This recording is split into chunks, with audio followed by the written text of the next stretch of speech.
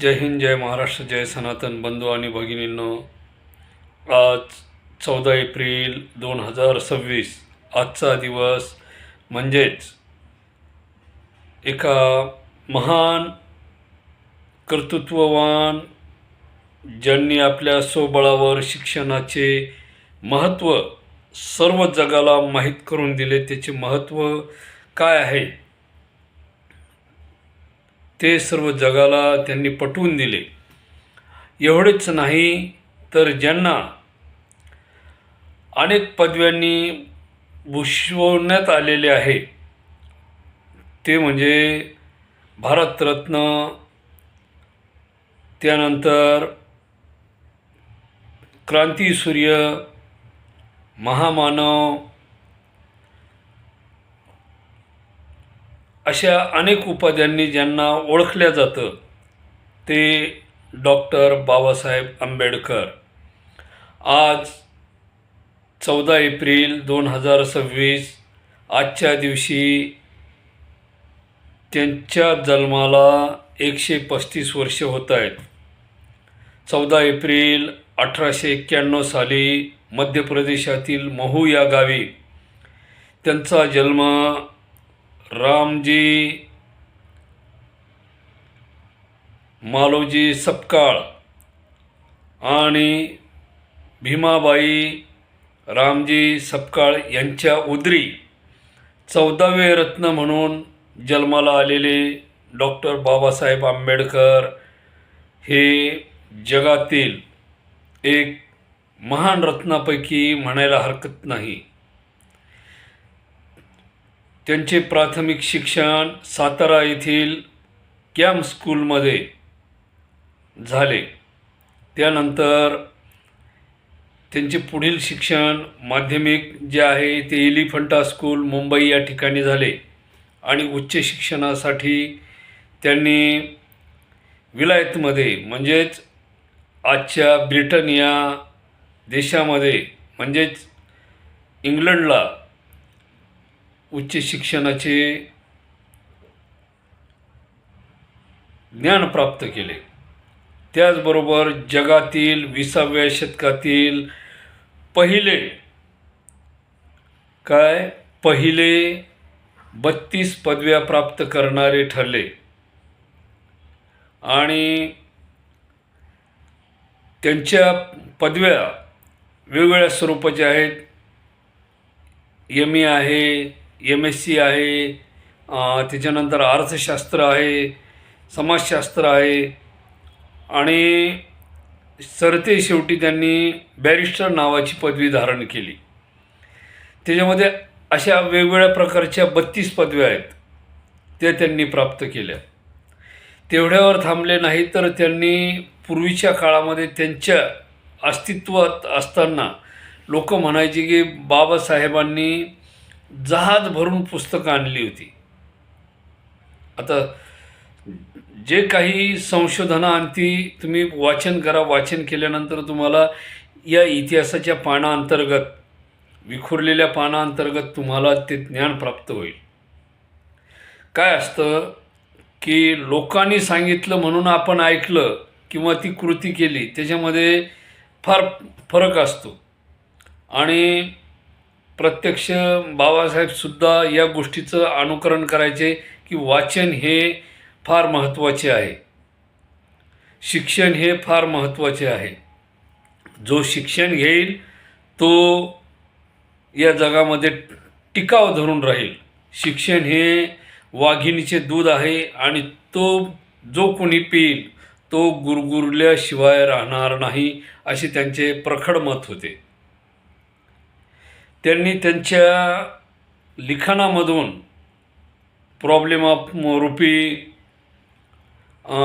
असे अनेक ग्रंथ त्यांनी लिहून ठेवलेले. त्याच्यामध्ये भारतीय राज्यघटना असेल, कायदेसंहिता असेल, अशा सर्वांचं लिखाण बाबासाहेबांनी त्यांच्या काळामध्ये केलं.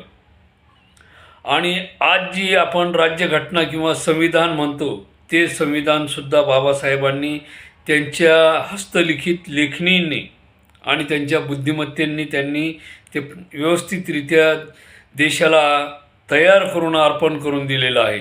आणि त्यांच्या त्या संविधानावर आणि राज्यघटनेवर आज आपला भारत देश व्यवस्थितरित्या लोकशाही अंतर्गत सुरळीतपणे राज्यकारभार चालू आहे. सुरळीतपणे तो पदक्रांत करतो आहे आणि ही सर्वची सर्व देण डॉक्टर बाबासाहेब आंबेडकर यांचीच आहे. आजही आपण गेली 135 वर्ष झालीत अविरतपणे प्रत्येकजण दिवसातून किमान एक वेळा तरी बाबासाहेबांचं नाव घेतो. नाही जरी झालं तरी किमान 8 दिवसातून तरी एकदा नाव घेतो किंवा महिन्यातून एकदा तरी नाव घेतो. म्हणजे ही त्यांच्याबद्दलची अस्मिता आहे, आस्था आहे, त्यांनी केलेल्या कार्याचा गौरव आहे. आज जो काही स्त्रियांना मान सन्मान वगैरे भारतीय स्त्रियांचा पूर्वीच्या काळामध्ये 1822 नंतर इंग्रजांनी हिरावून घेतला होता, तो मान सन्मान बाबासाहेबांनी सर्व स्त्रियांना मिळवून दिला. पूर्वीच्या काळामध्ये आपण मागचा इतिहास जर बघितला 1822 अगोदरचा, तर स्त्री शिक्षणाचं महत्त्व भारतामध्ये होतं. प्रत्येक समाजाला शिक्षणाचं महत्त्व होतं. परंतु इंग्रजांनी स्वार्थापायी ह्या ज्या परंपरा होत्या भारतातल्या त्यांना फाड दिलेली आहे. त्याच्यामध्ये 1822च्या अगोदरचा इंग्रजांचे सर्वे त्यांनी पाठवलेले ब्रिटनला रिपोर्ट, त्या रिपोर्टमध्ये त्यांनी त्या ठिकाणी उल्लेख केलेला आहे स्त्री शिक्षणाचा, सर्व वर्णाचा शिक्षणाचा त्या ठिकाणी उल्लेख केलेला आहे. कोणत्या वर्णाला कोणतं शिक्षण वगैरे सर्वच्या सर्व, म्हणजे असुशिक्षित कुठलाही व्यक्ती त्या काळात नव्हता. सर्वांना व्यावहारिक ज्ञान होतं, जीवन जगण्याचं ज्ञान होतं. परंतु इंग्रजांनी ह्या पद्धतीला फाट दिली आणि एक नवी परंपरा देशामध्ये निर्माण केली आणि त्याची पुनरावृत्ती परत एकदा बाबासाहेबांनी या चारही वर्णाला शिक्षणाचं महत्त्व प्राप्त करून दिलं. स्त्रियांना हक्क मिळवून दिले जे इंग्रजांनी हिसकावून घेतले होते, कारण त्यांना या देशावर राज्य करायचं होतं. जसं की सतीप्रथा इंग्रजांनीच भारतात आणली होती. पूर्वीच्या काळामध्ये सतीप्रथा ही अस्तित्वात नव्हती. तुम्ही रामायण पहा, महाभारत पहा, बऱ्याचशा ग्रंथामध्ये तो उल्लेख आहे. परंतु 1560च्या काळामध्ये ज्यावेळेस ग्रंथाची छपाई झाली त्याच्यामध्ये ही सतीप्रथा, स्त्री शिक्षणाचे हक्क आणि वर्णानुसार शिक्षण पद्धतीमध्ये बऱ्याचशा प्रमाणात त्या 1560मध्ये बदल करण्यात आलेले आहेत आणि त्यामुळे भारतीय संस्कृती नष्ट करण्याचा प्रयत्न जो इंग्रजांनी केला होता तो या ठिकाणी हाणून पाडण्यात आलेला आहे. भले त्याच्यामध्ये मग महात्मा फुले यांचं योगदान असेल, बाबासाहेबांचं असेल, त्याच्यानंतर ब्रह्मसमाजाचे प्रवर्तक राजा राममोहन रॉय, असे अनेक सुधारक होऊन गेले. त्यांनी आपापल्या परीने कार्य केले. परंतु इंग्रजांनी त्यांच्या बुद्धिमत्तेने ही सर्व शैक्षणिक पद्धती वगैरे नष्ट करण्याचा प्रयत्न केला होता. ह्या सर्वात मोठा हात भारतीय संस्कृती आणि शिक्षण पद्धती नष्ट करण्यामागे मॅकॉले नावाच्या माणसाचा हात होता.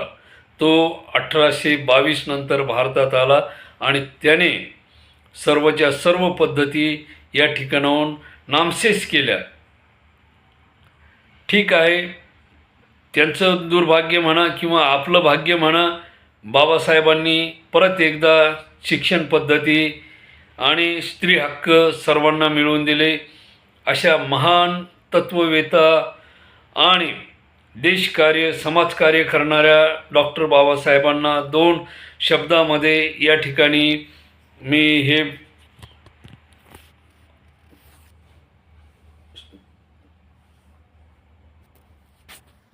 त्यांच्या कार्याचे वर्णन माझ्या तोडक्या शब्दामध्ये होणे शक्य नाही. त्यांनी भारतीय समाजासाठी, भारतीय जनतेसाठी फार मोठे योगदान दिलेले आहेत आणि ते योगदान सांगण्या इतपत माझ्याकडे शब्द नाहीत, कारण मी त्यांचं वर्णन सहसा करणं शक्य नाही. एवढ्या महान व्यक्तीचे वर्णन साध्या शब्दामध्ये करणं तरी माझ्याकडने शक्य नाही. हे 2 मिनिटामध्ये कसं शक्य आहे? आणि अशा महान, बुद्धिमान, पराक्रमी, विद्वान अशा भारतरत्न, महामानव, क्रांतीसूर्य डॉक्टर बाबासाहेब आंबेडकर यांना 135व्या जयंतीनिमित्त मी त्यांना मानाचा मुजरा करत आहे. जय हिंद, जय महाराष्ट्र, जय सनातन. धन्यवाद.